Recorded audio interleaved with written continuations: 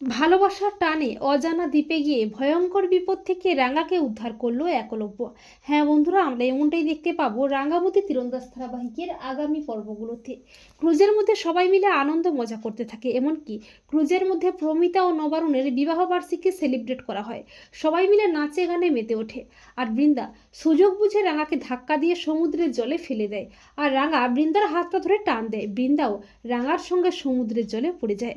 বাড়ির সবাই কি করবে কিছুই বুঝতে পারে না। আর একলব্য রাঙাকে উদ্ধার করতে নিজের প্রাণের ঝুঁকি নিয়ে সমুদ্রের মধ্যে ঝাঁপ দেয়।